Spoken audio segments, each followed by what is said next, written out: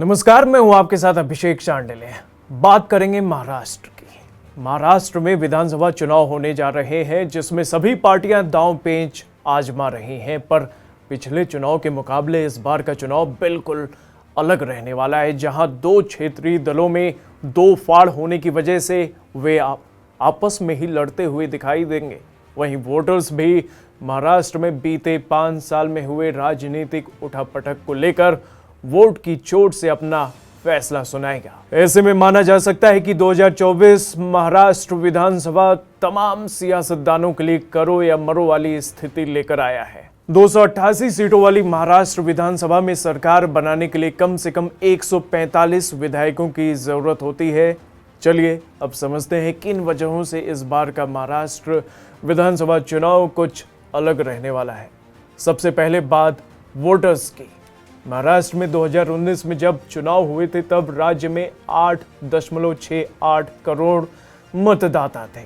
2024 में जब चुनाव हो रहे हैं तब महाराष्ट्र में मतदाताओं की संख्या 9.53 करोड़ पर पहुंच गई है। अगर संख्या में देखा जाए तो पिछले 5 साल में महाराष्ट्र में करीब 85 लाख मतदाता जुड़े हैं। चुनाव आयोग के मुताबिक महाराष्ट्र में वर्तमान में पुरुष मतदाताओं की संख्या 4.9 करोड़ और महिला मतदाताओं की संख्या 4.6 करोड़ है। 2019 में पुरुष मतदाताओं की संख्या 4.6 और महिला मतदाताओं की संख्या 4.2 करोड़ के आसपास थी। यानी पिछले 5 साल में पुरुष के मुकाबले महिला मतदाताओं की संख्या में बढ़ोतरी हुई है। अब वोटर्स के साथ ही पिछले सालों में महाराष्ट्र में राजनीतिक पार्टियां भी काफी हद तक बदल चुकी हैं। जहां 2019 में जब विधानसभा के चुनाव हुए थे तो महाराष्ट्र में मुख्य रूप से 4 पार्टियां बीजेपी, कांग्रेस, एनसीपी, शिवसेना मैदान में थी।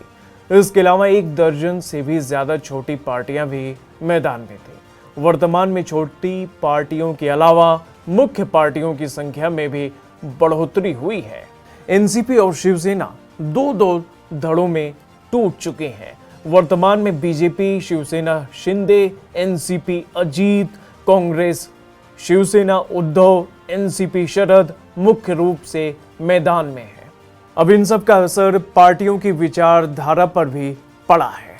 दरअसल 2019 के चुनाव से पहले कांग्रेस और एनसीपी सेक्युलर थीम के साथ चुनाव मैदान में थे। दूसरी तरफ बीजेपी और शिवसेना का गठबंधन हिंदुत्व और मराठा राजनीति के बदौलत चुनाव लड़ रहा था।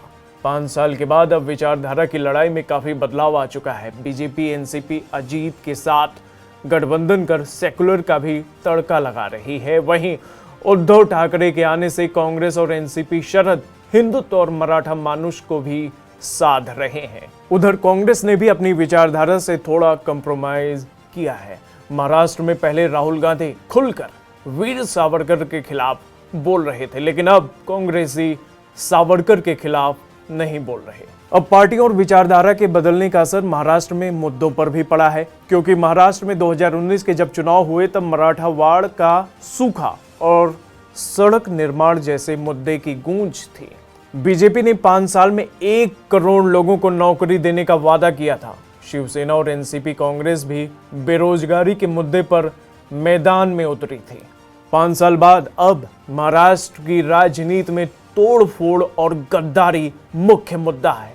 हाल में ही उद्धव और एनसीपी शरद ने एक टीजर जारी किया था जिसमें गद्दारी को लेकर निशाना साधा गया। महाराष्ट्र के चुनाव में दिल्ली की राजनीति भी बड़ा मुद्दा है। हाल ही में राज्यपाल ने 7 विधायकों का मनोनयन कर दिया है। विपक्ष का कहना है कि यह केंद्र के इशारे पर किया गया है।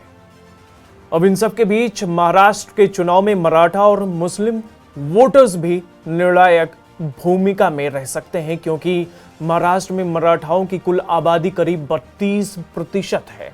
2019 के चुनाव में मराठाओं का रुख एनडीए की तरफ था, जिसका सीधा फायदा बीजेपी और शिवसेना गठबंधन को हुआ था। पर इस बार मराठा बीजेपी से नाराज है। वजह आरक्षण का मुद्दा है।